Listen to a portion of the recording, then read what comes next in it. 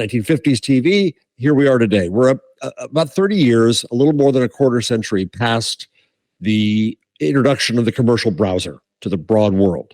So that would, in this argument, put us today at 1480 in Gutenberg years. There's a lot ahead of us. And I think that we still see the internet as a technology story. And ultimately, it is not. It's a human story.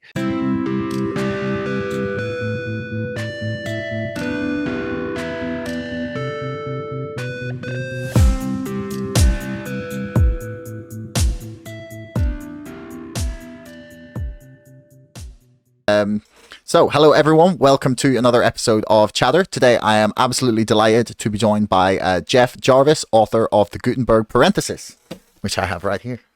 And I'll hold it up too. Thank you very much.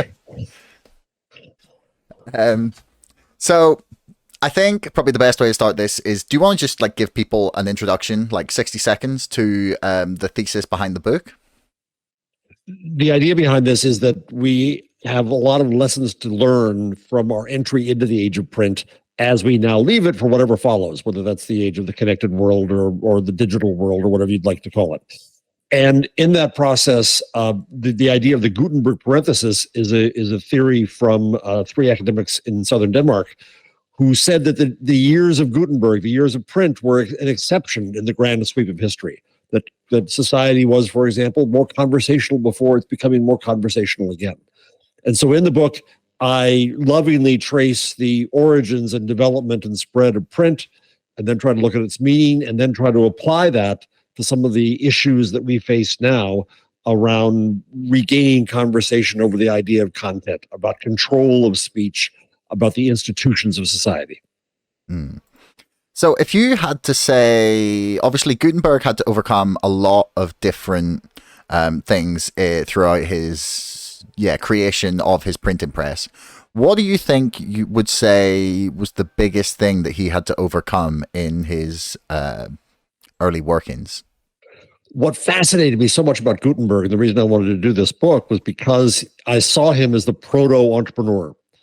That he had to, the making of the printing press was the least of it. There were presses for wine and grapes and binding books.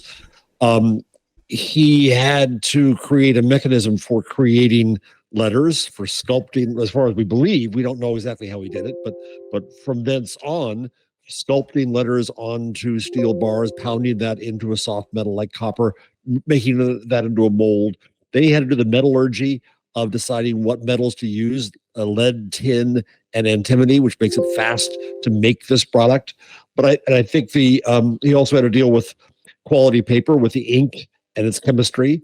I think the most important thing was that idea of making the letters themselves, of thousands of letters to make the Bible, and that Marshall McLuhan called it the first ditto device. It was the beginning of the assembly line. It was the beginning of industrialization, you could argue.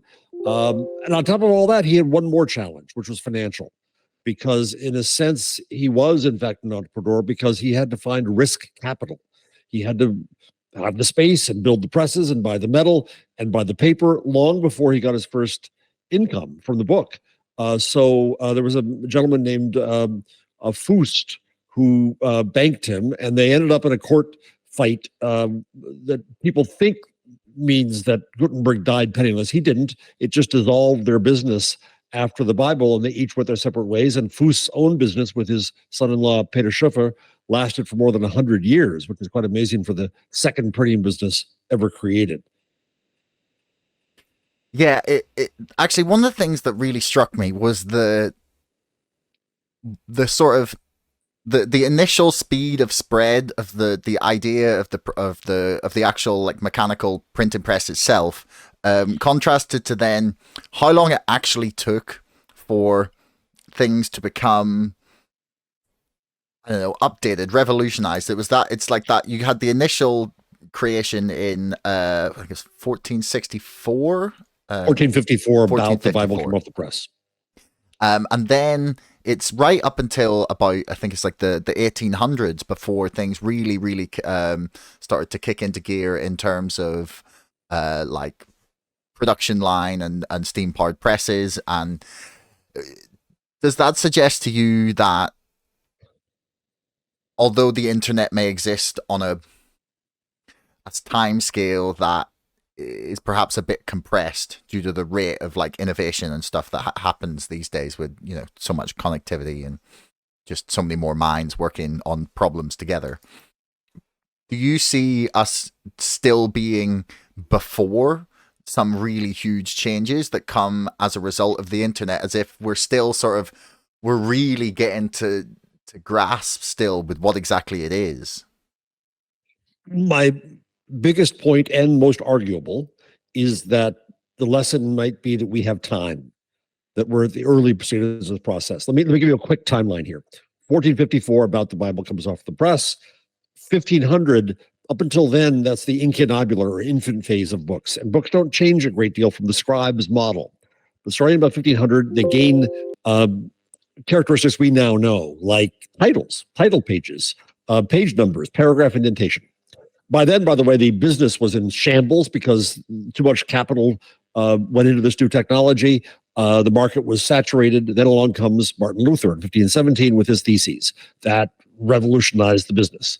Fast forward now to 1600, thereabouts, a century and a half after Gutenberg's Bible, and we see an amazing rush of innovation with print.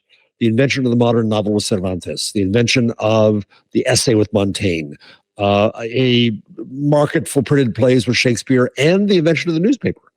And I think it took that long for the technology to recede and for the humanists and the creators to go to the forefront. Another century on, 1710, we get copyright. And then we start to see creativity and conversation as this freeze-dried thing we think of as content in a marketplace. Fast forward, as you said, to 1800, we start to see other technologies radically change print. Steam-powered presses, stereotyping, the molding of pages, the linotype, my favorite machine ever on earth, and other innovations that sped up and scaled printing. And so we had the beginnings of the penny press, the beginnings of mass media. In 1893, I write about my next book, which is also out, called Magazine. We have the invention of the business model with a magazine called Muncie's, sold the magazine at a loss because they'd make it up on advertising. Thus was created the attention economy. 1920s, you get the first competitor to print broadcast. 1950s TV, here we are today. We're up about 30 years, a little more than a quarter century past the introduction of the commercial browser to the broad world. So that would, in this argument, put us today at 1480 in Gutenberg years. There's a lot ahead of us. And I think that we still see the internet as a technology story. And ultimately, it is not. It's a human story.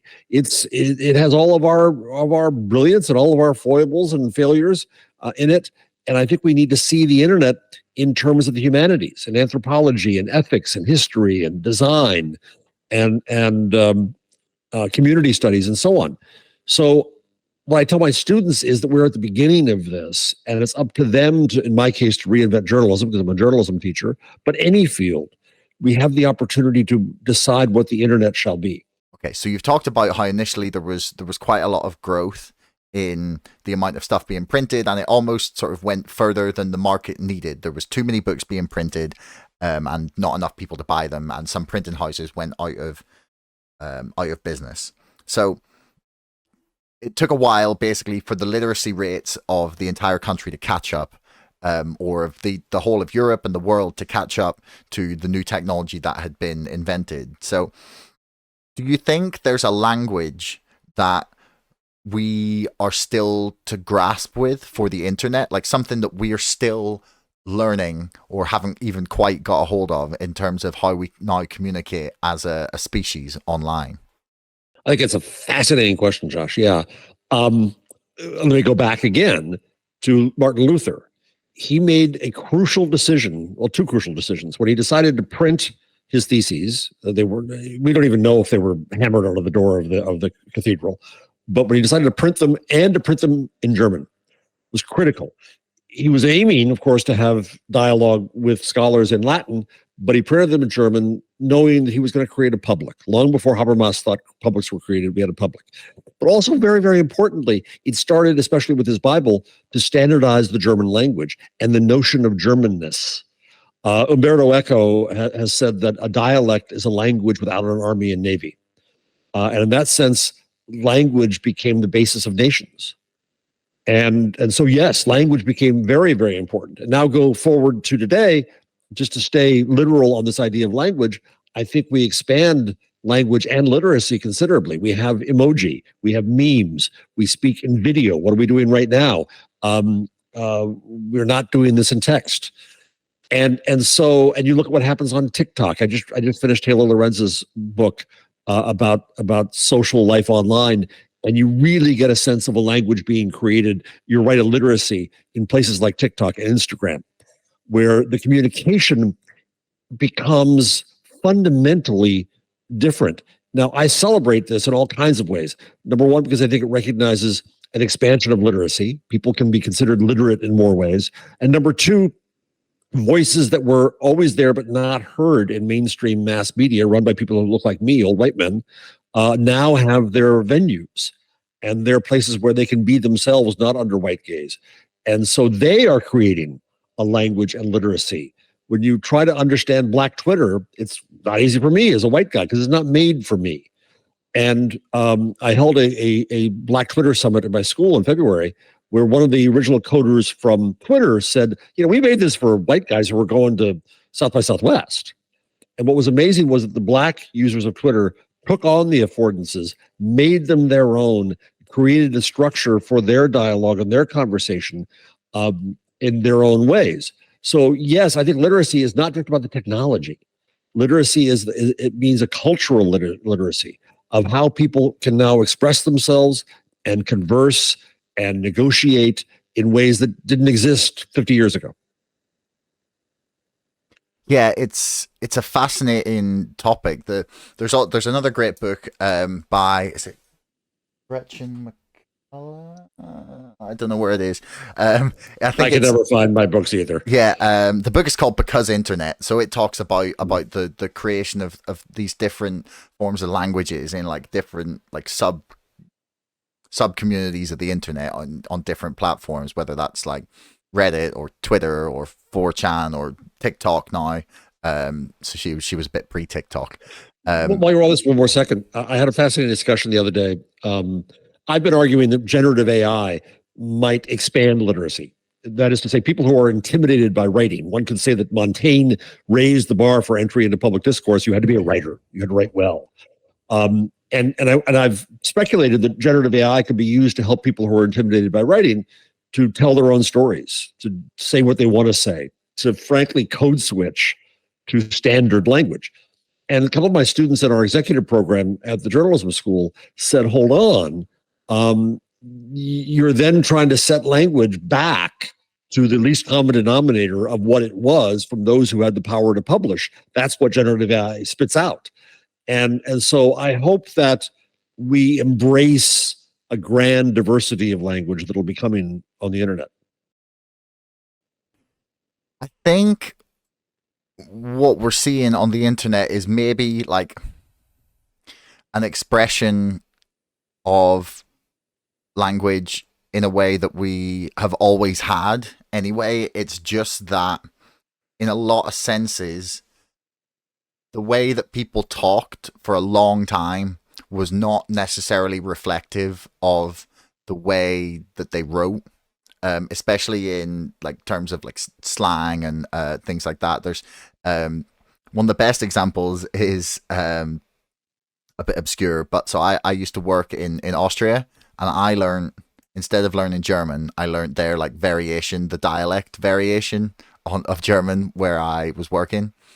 And they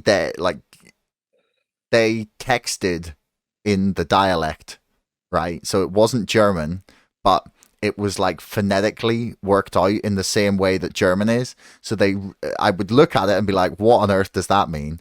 And then if you read it, like just sound it out, then you can work out, it's like, oh, that's that sound in the dialect and that's that word there for because of it.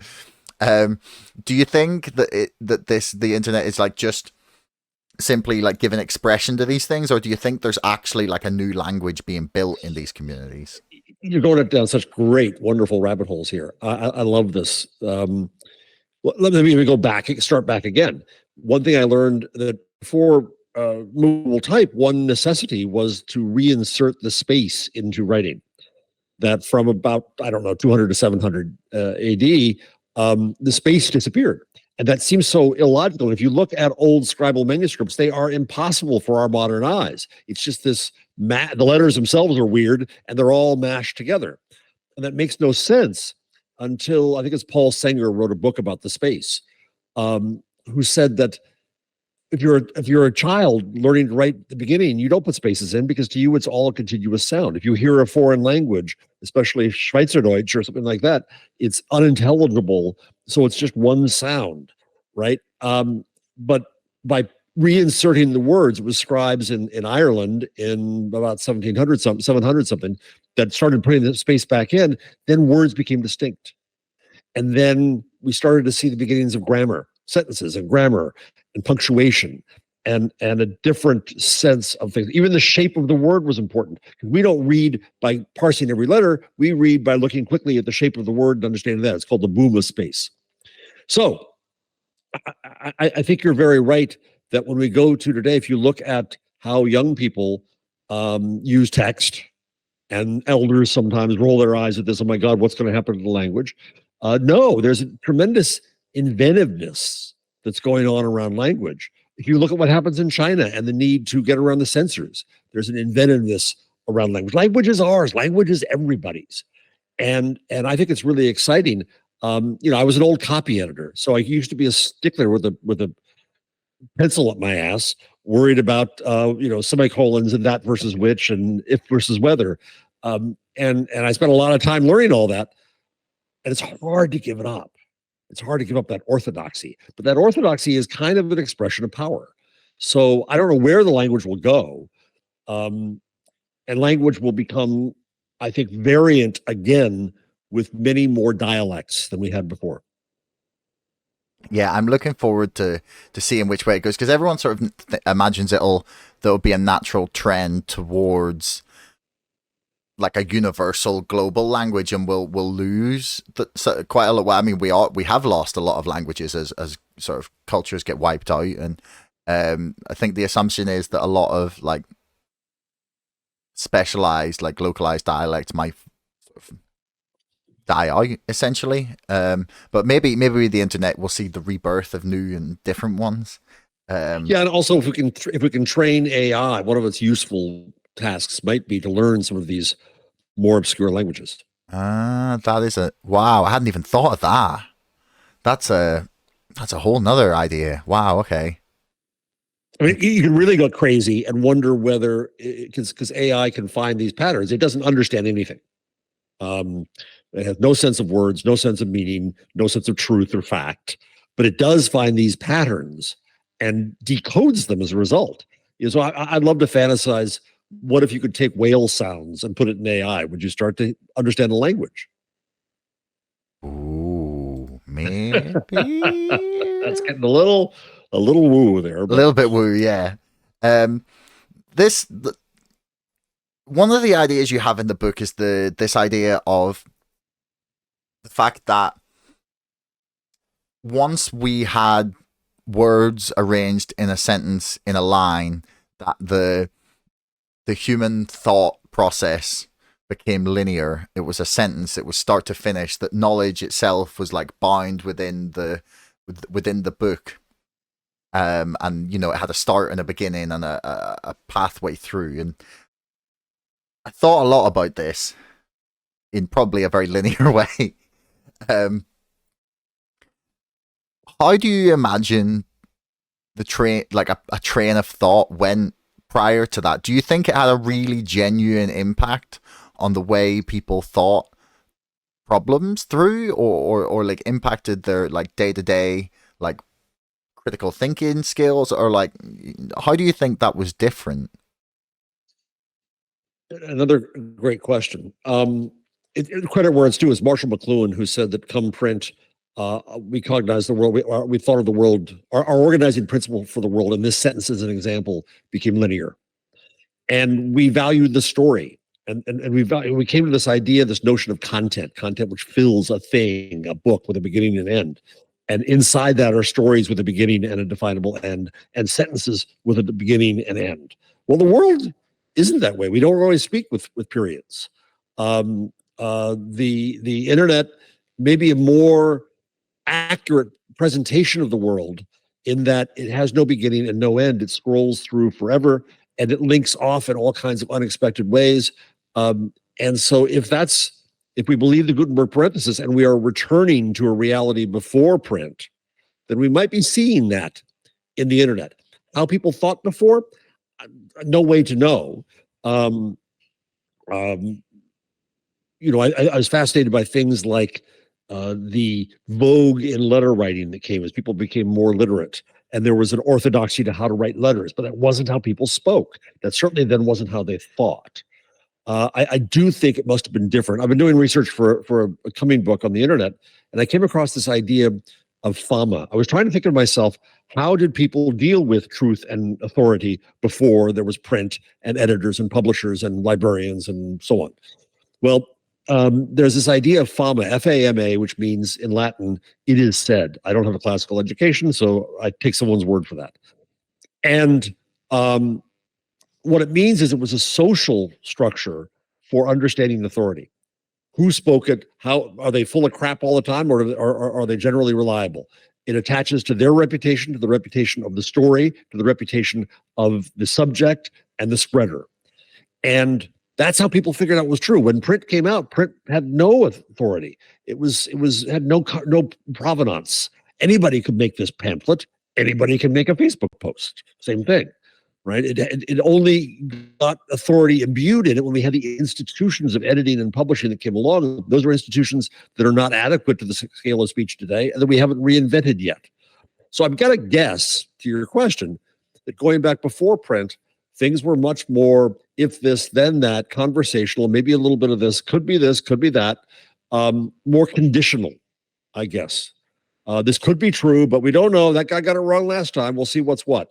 And I think that's, again, a truer view of the world than the idea that a newspaper can deliver you the truth, or the fact that it's printed in the book means it's reliable.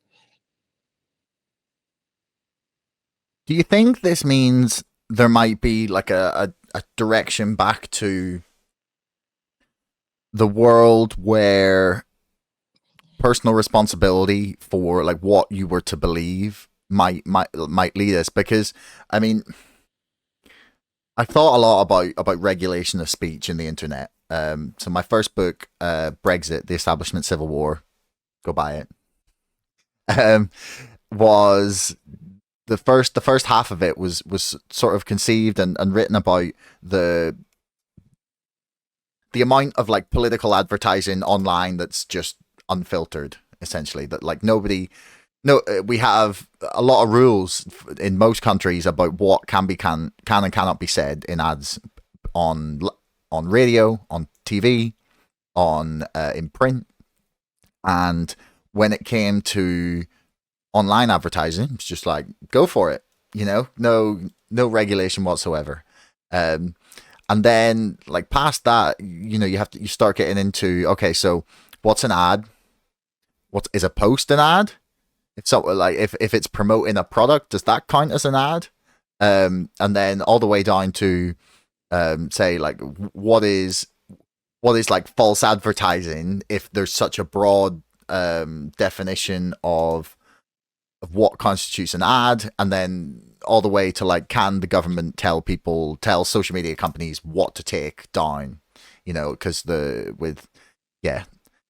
mad controversy about that at the minute. Obviously, there was a lot of things inside Twitter that have come out that we know that there was like pressure from different governments to take posts down. And like I've thought a lot about like how you get around this problem of everyone can say anything online without and like preserving the freedom of speech while still like finding some way for like the truth to rise to the top, essentially, and for grifters and hucksters to not be able to just say what they want and have people believe them.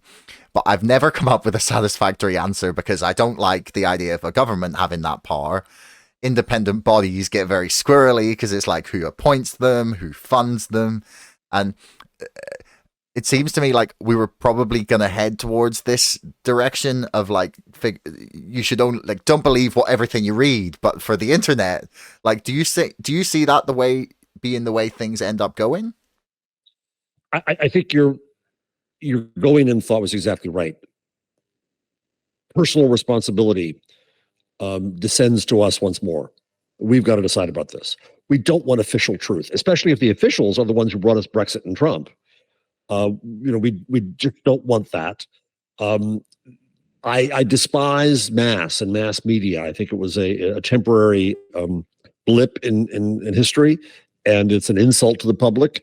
And this idea that you can have one truth for all was always a lie. It was always a myth. It was a myth of power, of those who had the power to decide what was true or objective or was not unbiased. An argument we have in American journalism still to this day. So yes, I think the responsibility comes down to each of us. And then what we should be doing in places like journalism is figuring out how to help people do that better. Rather than thinking that we're going to deliver one truth, we help folks try to understand how to do this and make the judgments themselves, because they're going to anyway. But it goes back to fama. It goes back to saying that there are reputations that attach. And my favorite story from the Gutenberg Parenthesis is that the first alleged call for censorship of print came in 1470, only about 15 years after the Bible, when a translator in Italy named Niccolo Perotti was much offended by a shoddy translation of Pliny. And he wrote to the Pope and he said, something must be done. Sounds familiar. It's a wonderful letter. And you must appoint a censor, Your Holiness, who will, an erudite man who will judge all that's to be printed before it comes off the press. Well, as I thought about that, I realized he wasn't seeking censorship at all. He was anticipating the creation of the institutions of editing and publishing, which would fairly well grapple with authority and credibility for half a millennium. But once again, those institutions are out of date. The other lesson from this story is that our first response to new voices being heard, the voices were always there, but they're now being heard by those especially who held the power over speech before, is to try to play whack-a-mole with them and tamp them down and say, oh my God, look at all this terrible stuff happening. We must return to the mechanisms of control we had before. Good luck with that. It ain't happening. The control is gone. So what do we do then? Well, after we get past that first response, which I was part of, I raised money from places like Facebook to give it away to researchers to deal with disinformation. I thought that was really important. I still do. But I think that we've got to shift our focus from the bad stuff to the good stuff. And that's the next thing that happens. When Harper's Magazine started in 1850, its mission was purely curatorial. It wasn't to create content. It was to say, wow, look at all this stuff we have out here now, thanks to high-speed presses and cheaper paper and so on. Somebody has to find the good stuff for you. And before they started assigning their own writers and having their own voice, they found the good voices out there. It's exactly what Ben Franklin wanted to do in his magazine, which didn't succeed. But it was conversational in nature. It was curatorial in nature rather than necessarily creative. And we have this incredible wealth of voices and abundance of speech out there now. And it's overwhelming right now, but so is democracy. And so what I want to see my students come out and create the Harpers of 1850 today that finds the voices who are worth the time. I think I'm not. Do you think we can handle all of the voices of everybody? Like no. There was an argument made, and it's been made a number of times. I talked about it with Paolo Gerbato from I think it's London School of Economics. Anyway, we talked a lot about how people just aren't designed to hear everyone's mad, crazy opinions all the time. Like, and people just, before the barrier whereby people may not say things in conversation that they would just like type into a keyboard when there's no one there, means that we get to exposed to like the most unfiltered opinions, that we can't truly handle them as a society. Or as individuals, even on a level where it's like, oh my goodness, look at all these crazy ideas that people have. When people have always been a bit nuts. Like, I think and everyone probably has at least one view that you would be like, you what? Like on something. Mine is that Brussels sprouts are terrible. But go ahead. With you there. That's not that offensive to me. But do you think that there's going to be a difference here in so before print we've talked about how our understanding of the world was maybe a little bit more based in the conversations and like the collective understanding perhaps of your town or your village, like your community of like couple hundred people, right? And that was the truth was basically assigned through a series of like negotiations between everybody that where it sort of, okay, this is what everyone thinks broadly, and it's sort of the negotiation between everybody needing to interact and cooperate like lends itself to that happening. Do you think that's necessarily going to work the same when it's not a couple of hundred people anymore? It's 7 billion, and some of them are very loud and very opinionated. Ever since print, we've had too much to read. We've had too much to absorb. We've had too much to think about. It and in one sense, scale doesn't matter. It's just still too much. It's harder though as a task to curate, to find the good stuff, to nurture that good stuff. That becomes harder in scale. But I also think we have to change our notion of scale. That's one of the lessons from the Gutenberg Parenthesis, is that it wasn't until the mechanization and industrialization of print that we found the creation of mass media and the mass as a whole, and that our measurement of success was everybody, and that a message had to be good enough for everybody.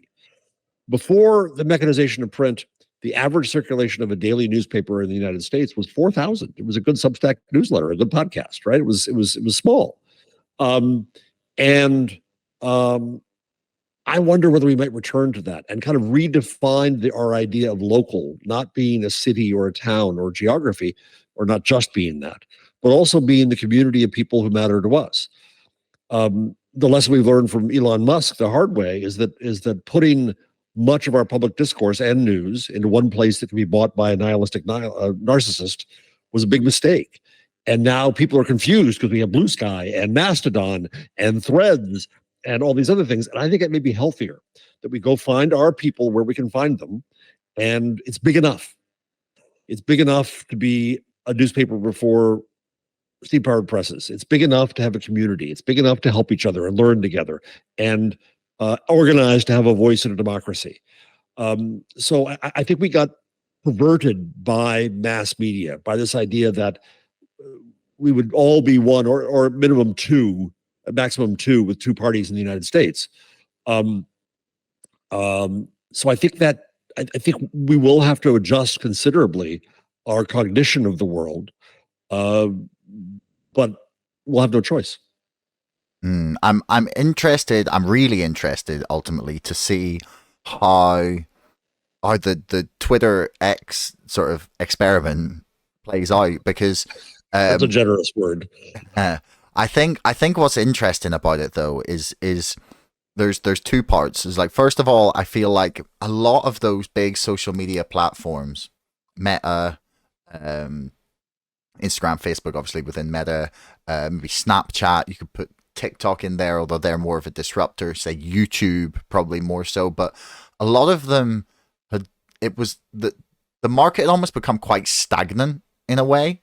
Mm-hmm. And there wasn't a whole lot of innovation or like development of things going on.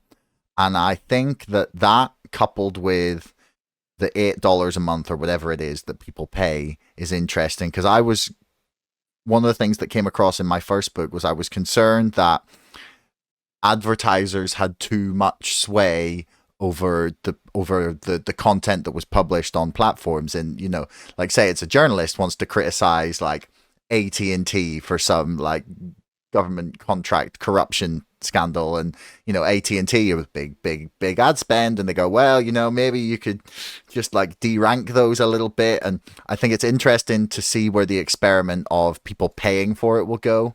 And I think it's like kicked a bit of life in that there seems to be like more innovation happening in the social media space. Like, even if like X itself doesn't quite become the new thing as it evolves, like I think it's going to be really interesting to see how everyone else responds to it. Do you know what I mean? So I'm really fascinated by that battle. But one of the things I wanted to ask you, since you're covering journalism, basically, is that do you think the institutions of like the legacy media institutions are gonna survive over the next decade or two? Because we've talked about how like the institutions grew up after the invention of the printing press, and I'm curious as to whether you think there will be like, do you think there's any survivors from this old guard of sort of news giants? Like, do you think they can adapt quick enough, or do you think they maybe just fundamentally don't understand where they're going wrong? Professionally, Josh, that's probably the thing I struggle with most. How much do I pay attention to trying to fix the incumbents? And that's a very egotistical statement to think that I can fix them, but we try. Or how much do I turn my attention to the disruptors, the new people? I started a program also in entrepreneurial journalism and one in engagement journalism, where I'm trying to get people to, frankly, burn it down and start over. But also a program for executives, where I'm trying to get them to fix the incumbents. And I'm not sure what happens. In the United States, almost all our newspaper chains are now controlled by hedge funds that are not going to invest in media. I just saw a report today about the concentration of media in the UK, and it's, I think, more than 80% in three hands, and they're not very nice hands. And so, what do we do? I don't know, frankly, my most honest answer. I think that newspapers in print will become unsustainable. They're becoming unsustainable. And that's a waste of ego to keep printing them in great measure. I love The Guardian dearly. Its circulation is now down to what? Something like 160,000. Why bother?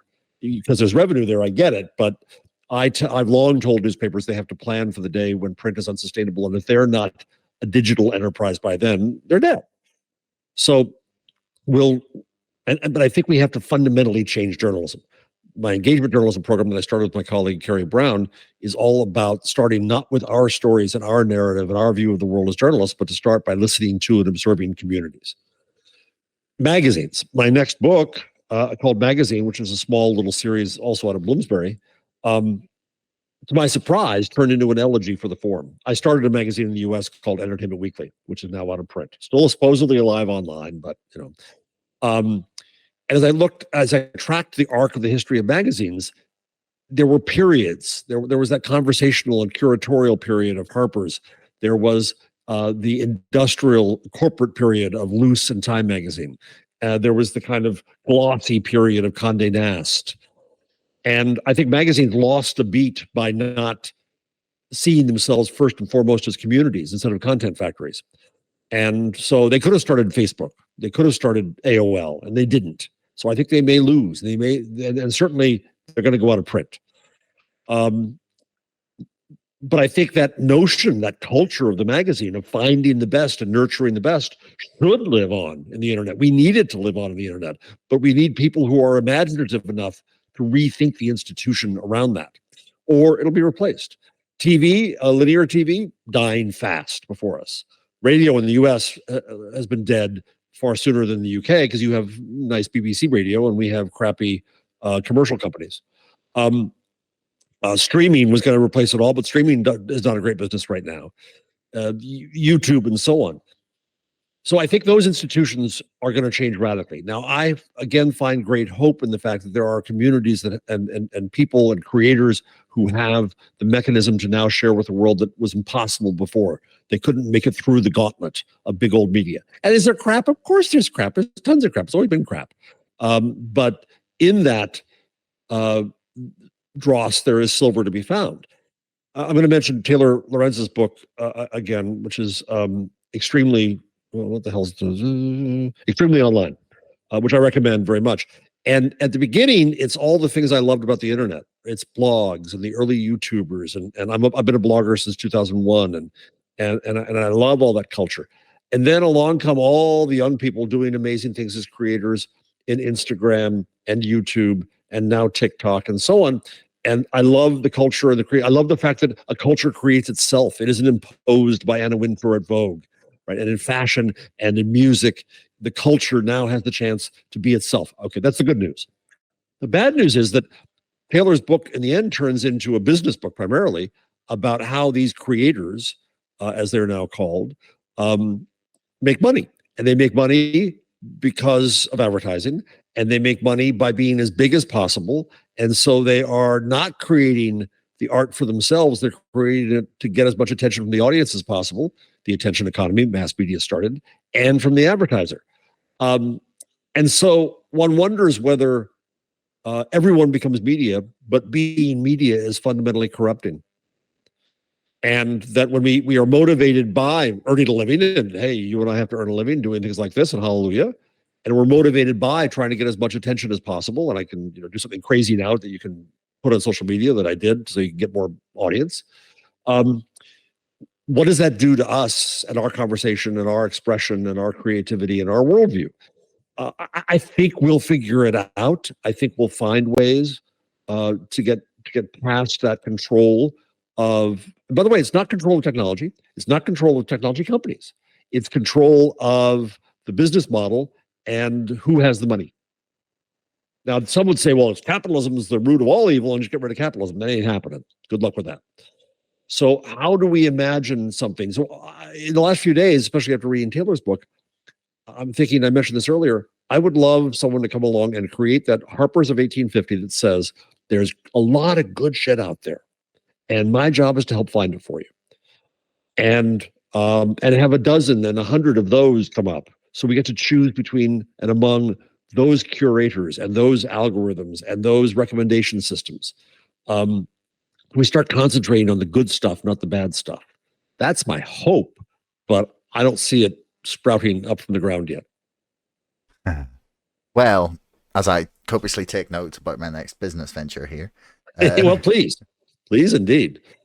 Do you think it's possible for do you think that's actually like a viable business model in the digital environment?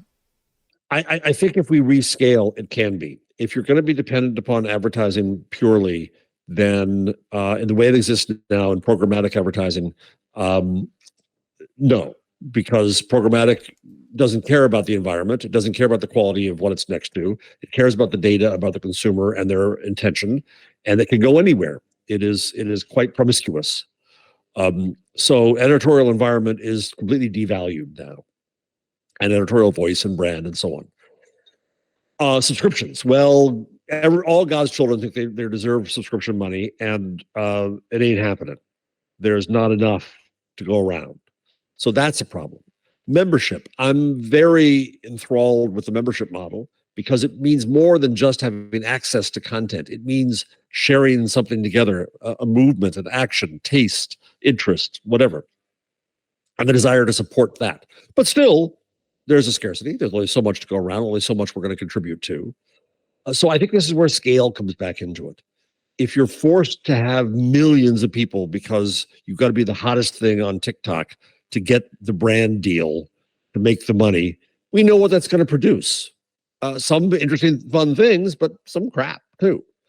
Whereas if we find the smart sponsor who says, I really do want to be next to quality, and big enough is okay.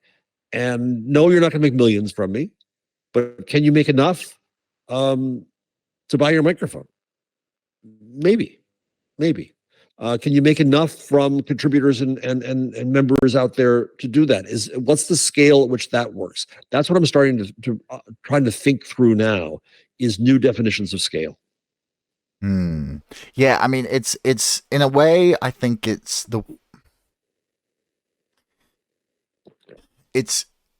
a constant like swing in so many industries, right? Between scale and then like fractionalization. scale, and then fractionalization. Like you can look Yes. at it in like terms of say governments and empires through history. Like it goes from like big empires to like thing collapses, everything becomes very balkanized, and then same thing happens again, and it like falls apart. And like for like you could look at Brexit as like an expression of like the beginning of this like refracturing of Yes. nations, and like the amount of people calling for like the United States to split and some parts to secede, and seems to like speak to this idea that like perhaps this is like a fundamental thing that happens in almost everything in life, is that like it's something subsumes a lot of stuff and then it dies, and then there's like the pieces left to pick up. So do you think the membership model in the sense of journalism is a way for that fractionalized, sort of more balkanized media landscape to work? Because the biggest criticism I see of this being a way forward is that once you have people in a community, right, say paying for you to produce the content or curate the content, or like, you know, say I was like, okay, I'm gonna make this channel with memberships, and then, you know, you can all chat and contribute and everything, that you get sort of pigeonholed into creating things for the small finite audience that you've managed to like clump together, and do you get worried of truly like expressing yourself in a way you might have been more free to do if, you know, you weren't reliant on like, cause say 10% of your subs like go, that's 10% of your income, and say that's not that many people that it takes that, say you got like, cause you're relying on say 500 people paying $10 or £10 a month to run your operation, and then 10% of that goes, like that's a huge amount. Like how do you think we counter that like opposing force to this desire to have truth and you know, seek out what is real and the best? I think you have to stay true to something, and people either accept that and value that or don't. And it's been ever thus.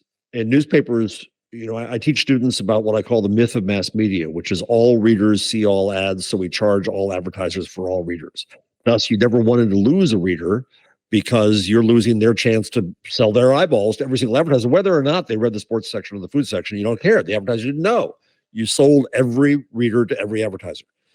The Star Ledger in New Jersey, part of related to Condé Nast, where I used to work, one year decided to finally stop printing stock prices in print because it was expensive. It was a couple pages of paper and ink and syndication fees, and so they got rid of them.